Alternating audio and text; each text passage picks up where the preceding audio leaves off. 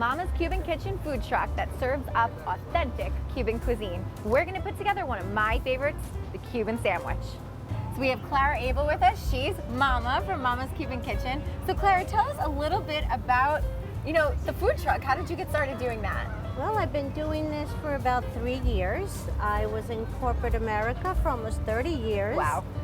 And I had my father, who was 100 years old, living with me. Wow. I didn't want to travel anymore. And I have 3 beautiful grandchildren that call me Mama. So when I decided to stay home and do something different, reinvent myself, I decided to do a food truck. Here we are today. Here you are with the food truck. So the Cuban sandwich, that's what we're gonna make today. Yes. That's one of my personal favorites. Whenever I see that on a menu, I really can't say no. It's usually between a Cuban sandwich and tacos, and I have to be honest, the Cuban sandwich usually wins out. So discuss a little bit about the makings of the sandwich and the origin of the sandwich, because you are Cuban. I think that's such a great story to tell. I grew up on Cuban sandwiches, rice and beans, empanadas.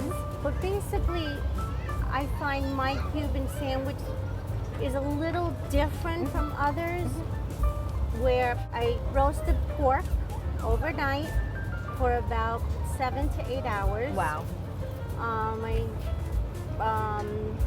put a lot of mojo sauce, we're talking about bitter orange, lime juice, garlic, a lot of garlic. Yep. So you do the mojo sauce. I make the mojo sauce myself.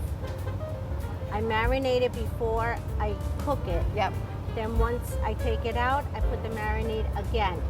So you marinate your pork raw and then cook it in the marinade too? Correct. So it's really flavorful. Absolutely. Okay.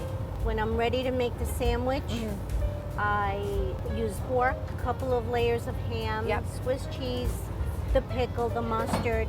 But what I also do is I'll separate the bread, the roll, put it facing up, add more mojo sauce over the pork, press it open so it all caramelizes, and then just close it, press it again, and there you have your Cuban sandwich.